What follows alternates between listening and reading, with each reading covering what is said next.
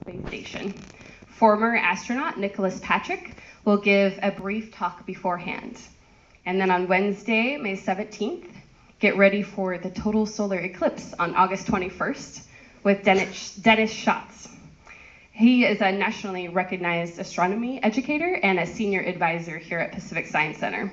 So he's going to cover what causes eclipses, how to view them safely, and why it's been so long since we've had the opportunity to experience one. So now back to tonight's festivities. We're thrilled to have the National Wildlife Federation with us tonight. So I'm going to introduce Sharon London. She's the Regional Philanthropy Officer for the Pacific region of the National Wildlife Federation. And she'll be introducing us to our speaker tonight. Hi, it's great to see you all tonight. We're really excited to be here and to be partnering with the Pacific Science Center. This is the day 2 of our Seattle Wildlife in the City Week, so we're celebrating urban wildlife and how people and animals interact in urban places. And to celebrate that, our Seattle office decided to bring up our colleague from California, Beth Pratt. Beth will be talking to you about P-22, which is an amazing mountain lion who's crossed a bunch of freeways, and she'll tell us the beautiful story of P-22. But we have a lot of animals just like that here in Seattle. And we just want to encourage you to check out some of our other events. If you go to seattlewildlifeweek.org, they're on Facebook and Twitter.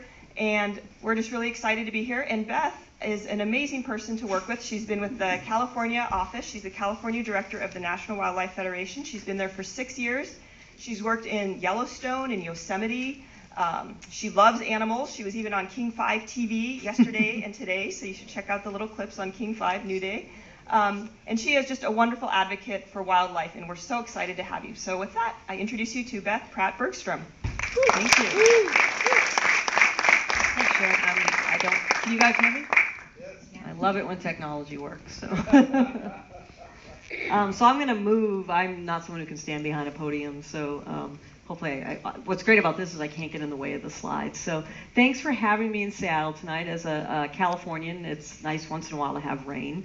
We actually are having a pretty good year, although we've had drought, but still I'm used to where it doesn't rain for about 8 months. So, actually that I put a raincoat in my pack tonight, I was pretty impressed with myself. I usually can't remember that. But thanks for having me. This is sort of an odd subject when you think about it, wildlife in cities.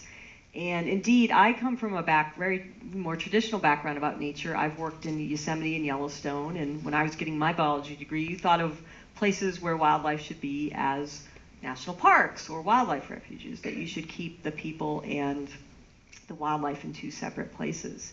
But we now know that's not working.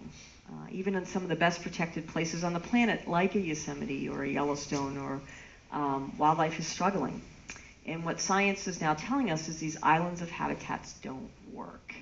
Indeed, you need large landscape connectivity for all wildlife, even the ones that don't move across large landscapes, for wildlife to have a future.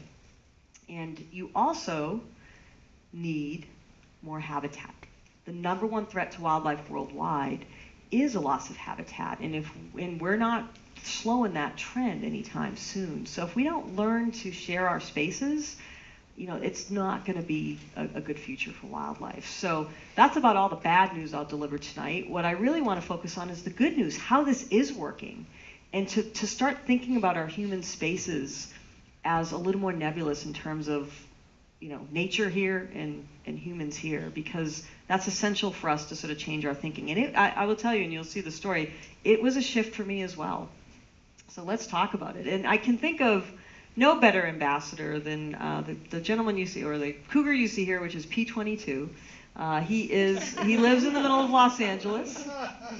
And indeed, La La Land has a cougar of the cat kind, not of the other kind. And if you saw the movie La La Land, which I do highly recommend, a lot of it was filmed in Griffith Park, which is his backyard, or places that he sees. So, I do think it's one of the most marvelous things I've ever heard that there is a mountain lion living in the middle of Los Angeles. It's the 2nd largest city in the country.